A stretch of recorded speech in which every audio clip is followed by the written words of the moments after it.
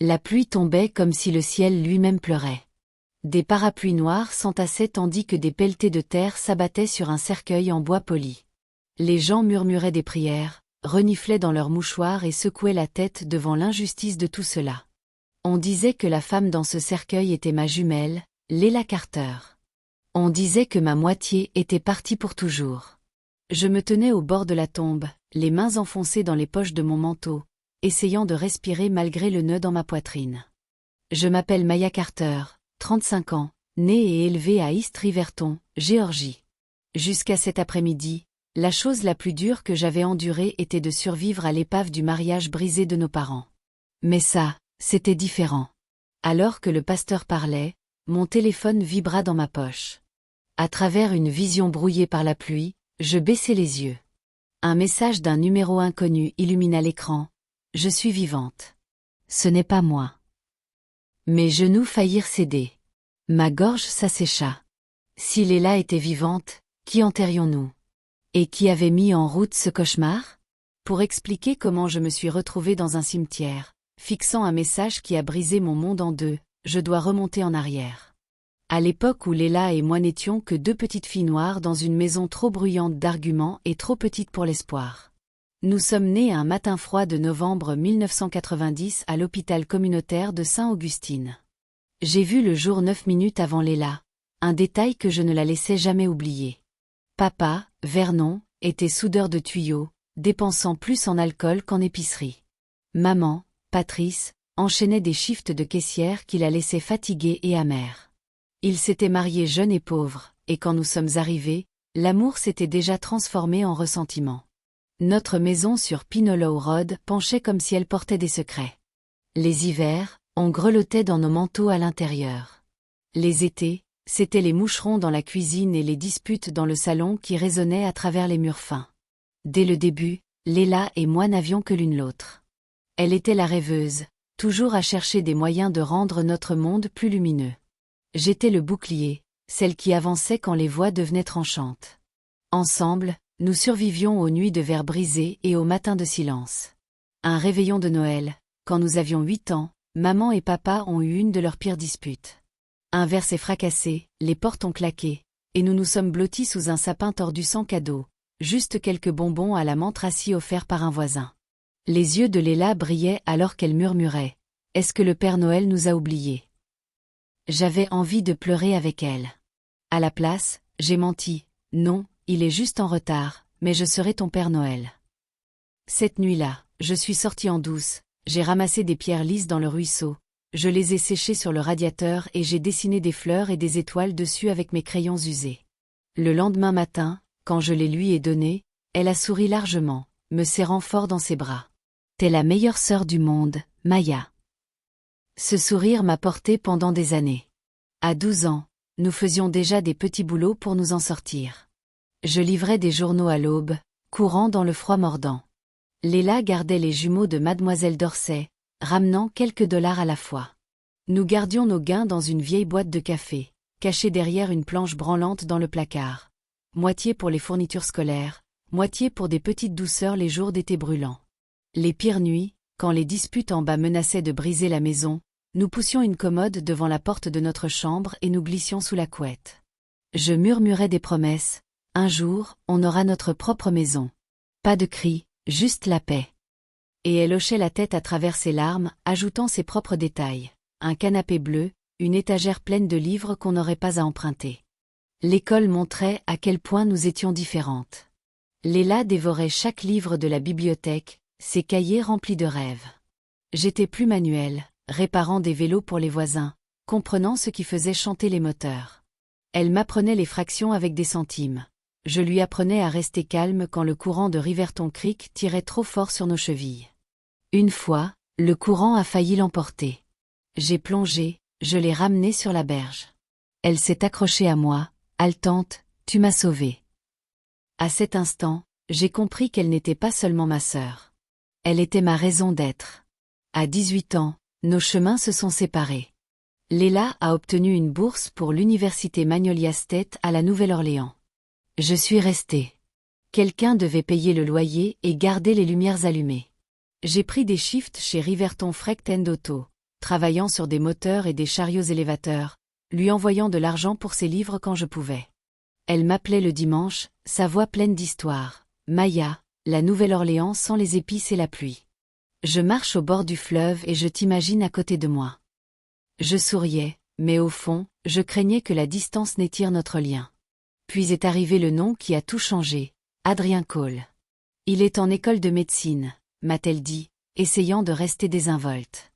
De Cibbs, Caroline du Nord. Ses parents ont une clinique.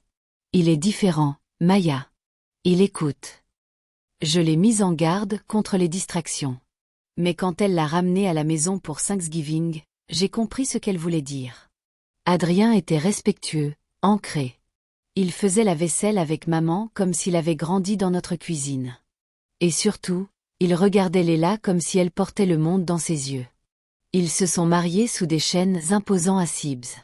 Quelques années plus tard, je me tenais dans une robe d'occasion, regardant ma jumelle en dentelle blanche, rayonnante.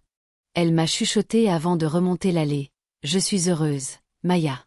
Vraiment heureuse. » Et j'ai répondu la seule chose que je savais. Alors je le suis aussi. Adrien a bâti une carrière, et ensemble, ils ont construit une vie. Vue sur l'océan, rire, sécurité. Léla m'envoyait des photos de levers de soleil depuis leur Porsche, me pressant de venir. Je restais ancrée à Riverton, mais fière de chacun de ses pas. Puis la tempête est arrivée, pas de la mer, mais du corps même d'Adrien. Une maladie que les médecins ne pouvaient guérir. J'ai conduit toute la nuit pour être à ses côtés. Les derniers mots d'Adrien pour moi étaient simples. Prends soin d'elle. Un mois plus tard, il était parti. Au bureau de l'avocat, nous avons appris qu'Adrien avait tout laissé à Léla. 46 millions de dollars en actifs, leur maison, et ses parts dans l'entreprise familiale. La main de Léla serrait la mienne jusqu'à ce que mes doigts me fassent mal. « Je ne veux pas de ça sans lui », a-t-elle murmuré. Je lui ai dit la vérité. Il voulait que tu sois en sécurité. Il voulait que tu vives. Mais l'argent n'est pas qu'une bénédiction. Parfois, c'est une malédiction. Et il n'a pas fallu longtemps pour que cette malédiction nous trouve, à commencer par les personnes mêmes qui nous avaient élevés. La première fois que j'ai vu le yacht, j'ai su qu'il n'avait pas sa place dans notre histoire. Il brillait comme dans un magazine, pont poli, rampe chromée scintillant au soleil, cabine garnie de velours et de verre. Léla me serrait la main comme pour me tirer dans son espoir. Juste nous deux, Maya. Comme quand on était petite. Le capitaine, un homme sec aux yeux marqués par les tempêtes, nous a présenté l'équipage. Miles, technicien, et Derek, un jeune matelot. Ils étaient assez polis, mais quelque chose dans leur manière d'éviter mon regard me mettait mal à l'aise. Nous avons quitté la marina par un matin clair, l'océan s'étendant aussi vaste qu'une promesse. Léla se tenait à la proue, ses tresses flottant sur ses épaules, son rire se mêlant au vent. « Tu te souviens de Riverton Creek » a-t-elle crié. « C'est pareil, mais en plus grand. » J'ai souri, mais un nœud restait serré dans ma poitrine. Le premier jour s'est passé facilement. Nous sirotions des jus de fruits sur le pont, échangeant des histoires sur nos cachettes d'enfance, et pendant un moment, j'ai oublié le poids de la perte sur ses épaules. Le rire de Léla me rappelait les nuits sous notre fort de couverture, quand l'imagination était la seule chose qui nous tenait au chaud. Mais le deuxième soir, le ciel s'est assombri. Des nuages s'amoncelaient à l'horizon. Le vent griffait les voiles, et la radio s'est tue. La voix du capitaine restait calme, juste une tempête passagère, mais je voyais ses jointures blanchir sur le gouvernail. À l'aube, l'océan était devenu un monstre vivant. Les vagues s'élevaient comme des murs, s'écrasant contre la coque. Les ongles de Léla s'enfonçaient dans mon bras. « Maya, je ne peux pas. »« Tiens bon, » lui ai-je dit, la traînant dans la cabine. Ma voix tremblait, mais je ne pouvais pas la laisser entendre ma peur. Puis est venue l'explosion. Un bruit qui a déchiré le bateau de l'intérieur. Miles a crié, « Le moteur est foutu. On ne peut plus diriger. » Le bateau a tangué, nous projetant contre les murs. Les fenêtres se sont brisées. L'eau a surgi à l'intérieur. J'ai enfilé un gilet de sauvetage à Léla, forçant ses mains à tenir les miennes. Quoi qu'il arrive, ne me lâche pas. Ses yeux étaient pleins de larmes, mais elle a hoché la tête. La vague suivante nous a engloutis. L'eau froide a envahi mes poumons. Je me suis battue pour remonter à la surface, toussant, crachant, cherchant. Léla, ai-je hurlé dans le rugissement. L'océan a répondu par des débris, une chaise brisée, une bande de toile, mais pas ma sœur. J'ai plongé, une fois, 2 fois, mes bras brûlants. J'ai refait surface, criant son nom jusqu'à ce que ma gorge se déchire. Une autre vague m'a tiré sous l'eau. J'ai lutté pour remonter, m'accrochant à une planche éclatée. Les heures se sont brouillées dans l'obscurité. Quand le projecteur des garde-côtes a enfin percé la nuit, j'ai à peine réussi à lever la main. Ils m'ont hissé à bord, m'enveloppant dans une couverture trop fine pour le froid en moi. Des survivants, ai-je croassé. L'officier a secoué la tête. On continue de chercher, mais pour l'instant, rien. Je me suis effondrée, les larmes se mêlant à l'eau de mer.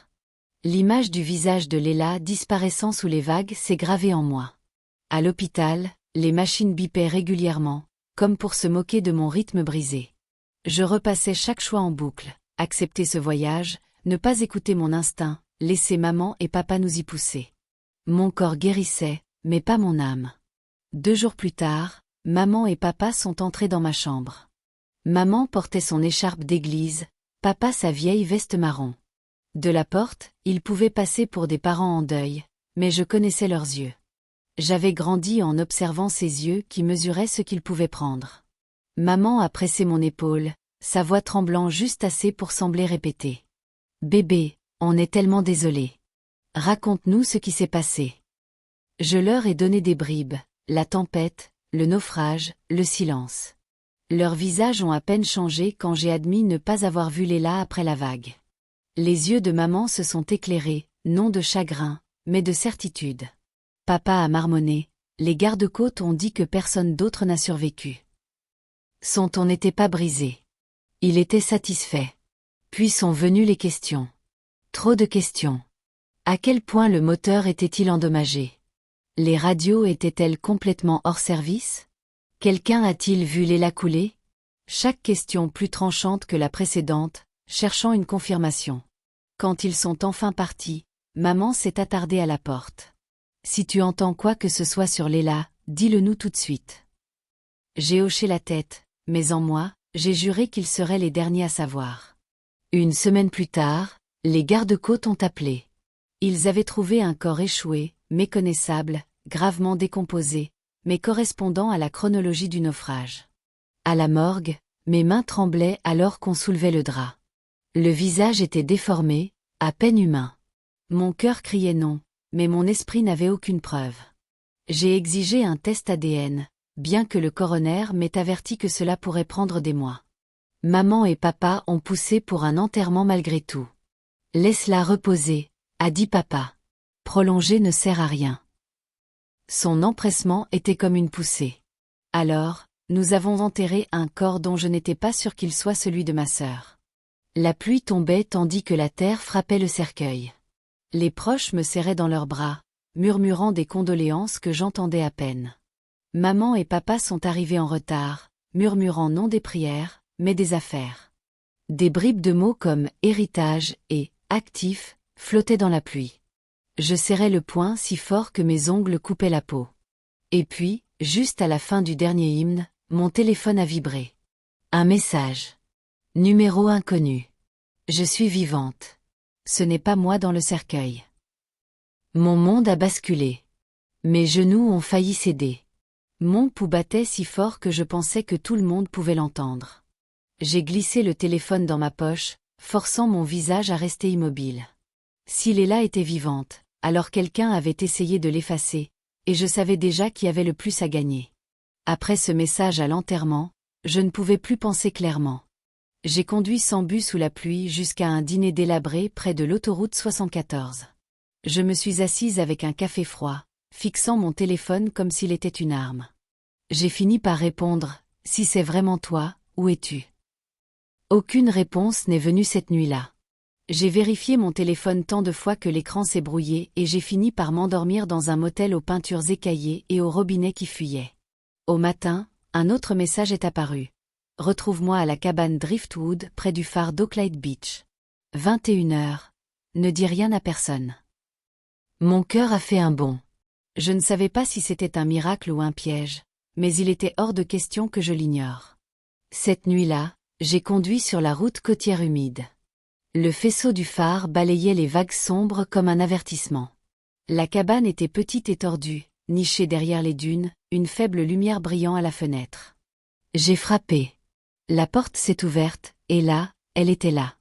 Léla, ma jumelle, vivante. Plus maigre, les yeux cernés d'épuisement, mais réelle. Elle s'est jetée dans mes bras, sanglotant. Maya, c'est moi. Vraiment moi. Je l'ai serrée si fort que j'ai cru qu'on pourrait fusionner à nouveau. Je pensais t'avoir enterré, ai-je murmuré, mes larmes se mêlant aux siennes. Elle m'a tiré à l'intérieur rapidement, jetant un coup d'œil par la fenêtre comme si des ombres nous observaient. La cabane était nue, juste une table, 2 chaises et un matelas au sol.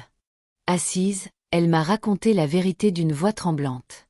Quand le yacht a chaviré, j'ai cru que c'était fini. Mais un pêcheur m'a sorti des débris.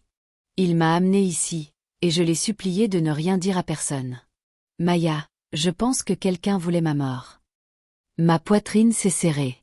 Tu dis que la tempête n'était pas juste un coup de malchance. Elle a hoché la tête, les yeux pleins. Nos parents ont insisté pour que je fasse ce voyage. Ils ont engagé l'équipage, et puis soudain, ils se sont désistés, disant que papa était malade.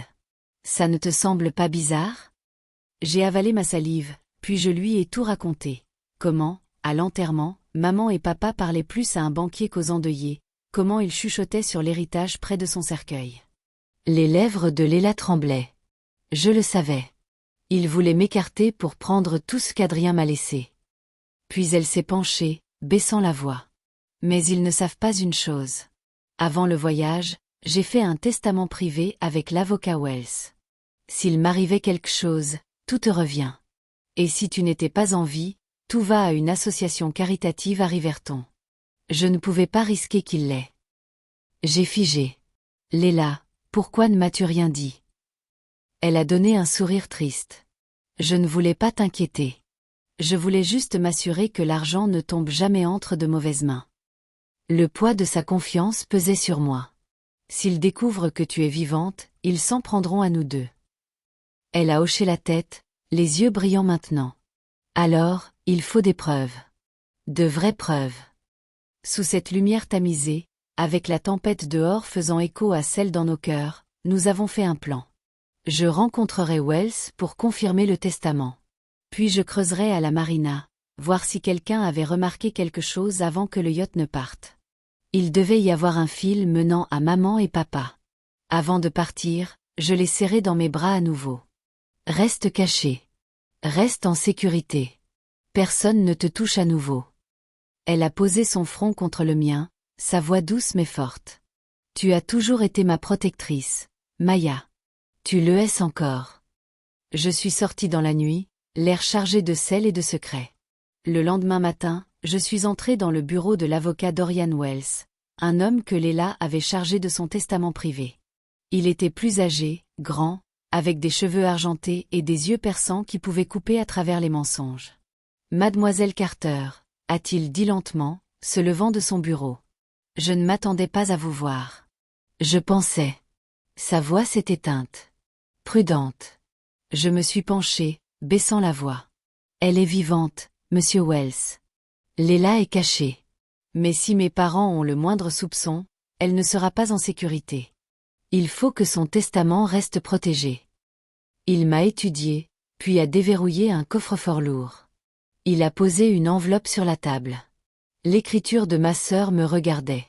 À l'intérieur, ses volontés étaient claires. Tout pour moi si elle mourait, et si je n'étais pas en vie, à une association caritative à Riverton. Pas un centime pour maman ou papa. J'ai expiré. Gardez ça secret. S'il vous plaît. Wells a hoché la tête, son ton grave. Bien sûr, mais soyez prudente. J'ai vu des familles se détruire pour moi. En quittant son bureau, je me sentais à la fois plus légère et plus lourde. Le testament était en sécurité, mais la sécurité ne signifiait rien sans preuve de qui avait essayé de l'effacer. Cela m'a mené à la marina Harborview, d'où notre yacht était parti. L'endroit sentait le sel et le diesel, les mouettes tournoyant comme des mendiants. Le gérant de la marina m'a orienté vers un employé du quai nommé Eddie, disant « S'il s'est passé quelque chose d'étrange, ce garçon l'a vu ». Eddie était jeune, à peine sorti du lycée, le visage brûlé par le soleil. Je lui ai offert un café, et nous nous sommes assis sur une caisse renversée. « J'ai juste besoin de la vérité », ai-je dit doucement. Il s'est agité, mal à l'aise. La nuit avant que le yacht ne parte, j'ai vu quelqu'un monter à bord en douce. Manteau noir, casquette baissée, il boitait. Il a passé du temps dans la salle des machines, il ne faisait pas partie de l'équipage. Je l'ai dit au capitaine, mais il a balayé ça. Un frisson m'a traversé. T'es sûr? Eddie a hoché la tête. Je n'ai pas vu son visage, mais je jure qu'il n'avait rien à faire là. Je l'ai remercié, glissant un billet de 20 dans sa paume, et je suis parti, la poitrine serrée. Quelqu'un avait saboté ce bateau. De retour à Riverton, j'ai commencé à surveiller maman et papa. Leur vieille maison avait changé, nouveaux rideaux, peinture fraîche, un SUV rutilant garé dans l'allée. La générosité de Léla avait fait tout ça. Pendant 2 jours, rien. Papa tondait la pelouse. Maman faisait les courses. Mais le 3e soir, ils sont partis au-delà des anciennes voies ferrées, dans un bar miteux appelé le Rustinel. Je les ai suivis à l'intérieur. L'endroit puait la fumée et la bière renversée. Et là, dans une alcôve au fond, étaient assis maman et papa avec un homme en manteau noir et casquette, boitant et tout. Mon estomac s'est noué. Je faisais semblant de siroter une bière au comptoir, tendant l'oreille pour capter leurs voix étouffées. Des fragments flottaient à travers le bruit. C'est fait. Personne ne soupçonne rien. L'assurance paiera une fois les papiers réglés. Mon pouls battait fort. Quand l'homme est parti, je l'ai suivi dans les ruelles jusqu'à ce qu'il se gare près d'un entrepôt abandonné. Avant qu'il ne disparaisse à l'intérieur, je l'ai attrapé par le col et plaqué contre le mur. Quitte à payer pour toucher ce yacht, ai-je exigé. Il a essayé de se libérer, mais j'ai poussé plus fort. D'accord, a-t-il crié. Tes parents. Ils m'ont donné $50 000 pour trafiquer le moteur et la radio. Ils ont dit que ça devait juste ressembler à un coup de malchance. Je ne savais pas qu'ils voulaient sa mort. Les mots m'ont déchiré. Mes propres parents. J'ai sorti mon téléphone et appuyé sur enregistrer. Redis-le. Sa voix tremblait alors qu'il répétait chaque mot. Puis je l'ai forcé à l'écrire, ses mains tremblant tellement que l'encre bavait. Si tu t'enfuis, lui ai-je dit, la voix basse et froide, je te retrouverai. Il s'est enfui dans l'ombre dès que je l'ai lâché. Seul sous la lumière vacillante d'un réverbère, je fixais l'enregistrement sur mon téléphone. Mes parents, qui ne nous avaient jamais donné d'amour, à peine de la nourriture, avaient essayé d'effacer leur propre enfant pour de l'argent. Le lendemain, j'ai appelé un vieil ami chez Blue Horizon Insurance, lui demandant de vérifier les dossiers. Quelques heures plus tard, sa voix est revenue, stupéfaite. « Maya, tu ne vas pas le croire. 2 semaines avant que le yacht ne parte, tes parents ont souscrit une police énorme. Si le bateau coulait et que Léla mourait, ils touchaient des millions. » La dernière pièce du puzzle était en place. Cette nuit-là, j'ai appelé Léla depuis une cabine téléphonique, les mains tremblantes. On a des preuves. Une confession. La police d'assurance. Maman et papa ont tout planifié. Elle est restée silencieuse longtemps. Puis sa voix s'est brisée. Je ne voulais pas y croire, mais maintenant. Maya, il faut les arrêter. J'ai avalé ma salive. On le fera, mais intelligemment. Laisse-les penser qu'ils ont gagné. Ensuite, on démolira tout devant le monde entier. Le palais de justice du comté de Sibs semblait trop petit pour porter tout ce qui se jouait ce jour-là. Les bancs grinçaient sous le poids des spectateurs, des proches, des reporters, même des inconnus attirés par l'histoire d'une fortune laissée derrière. Maman était assise au premier rang, dans une robe noire ajustée et ses perles du dimanche, jouant la mère endeuillée. Papa portait un costume repassé, les mains croisées comme un diacre d'église. Pour n'importe qui, il semblait respectable, mais je connaissais la pourriture en dessous. L'avocat Dorian Wells a entamé la procédure, détaillant la répartition de la succession. Maman s'est penchée en avant, un léger sourire aux lèvres, comme si la victoire était déjà à elle. Le juge s'est éclairci la gorge. S'il n'y a pas d'objection ou de nouvelles preuves, nous procéderons au transfert des actifs. Je me suis levé, ma voix tranchant le silence. Votre honneur, je m'oppose. Tous les regards se sont tournés vers moi. Le visage de maman s'est figé. Les lèvres de papa se sont pincées. J'ai avancé. Ma sœur, Leila Carter, n'est pas morte. Et les personnes assises dans cette salle ont essayé de la tuer. Des murmures ont éclaté dans la salle. Le marteau du juge a claqué. Mademoiselle Carter, ce sont des accusations graves. Avez-vous des preuves? J'ai brandi une clé USB. Oui, votre honneur. L'enregistrement a retenti dans les haut-parleurs. La voix tremblante du saboteur a rempli la salle. Ses parents m'ont payé 50 000 $ pour trafiquer le yacht. Ils ont dit que ça devait ressembler à un accident. La salle a explosé de murmures.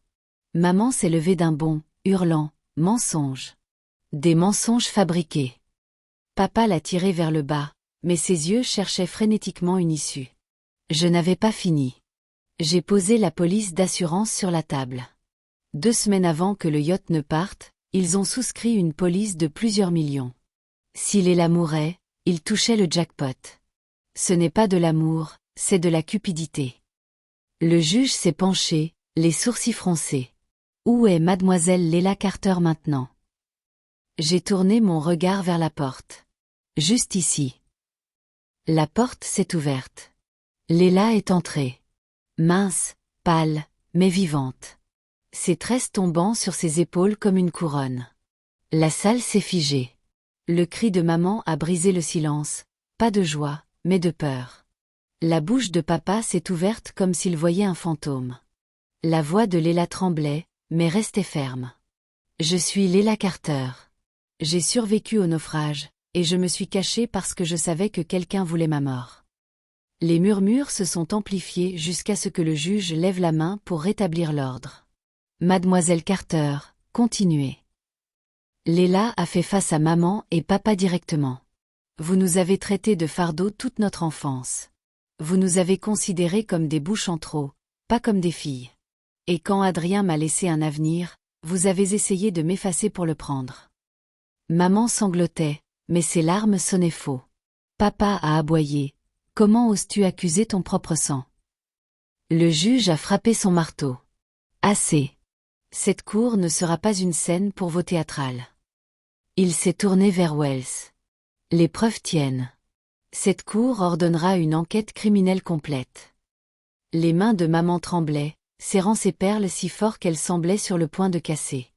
Le visage de papa s'assombrissait comme celui d'un homme pris en flagrant délit. Mais il était trop tard. La vérité était sortie. Les semaines suivantes ont été lourdes. La police a arrêté maman et papa pour conspiration, fraude et tentative de meurtre. Les voisins qui les admiraient autrefois secouaient maintenant la tête avec dégoût. Leila a vendu le manoir, versant les fonds dans la fondation Adrien. Bourse, clinique, programme pour les jeunes à Riverton, l'endroit même dont nous rêvions de nous échapper.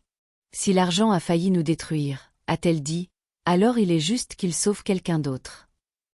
Nous avons rendu visite aux familles de l'équipage perdu en mer, assises dans des salons où le chagrin pesait plus lourd que l'air. Leila pleurait avec eux, s'excusant, bien que rien ne soit de sa faute.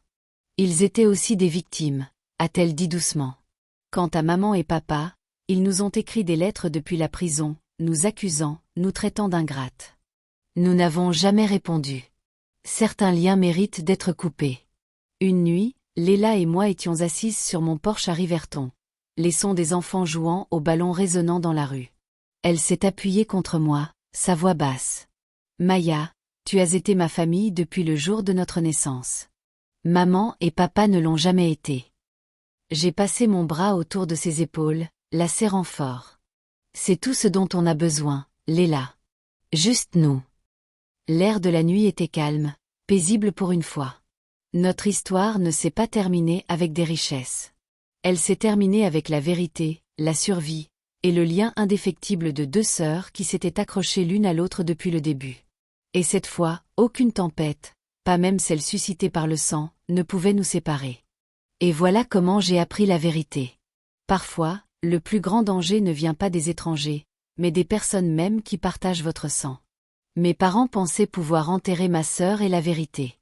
Mais les tempêtes ne peuvent pas faire taire ce qui est destiné à renaître.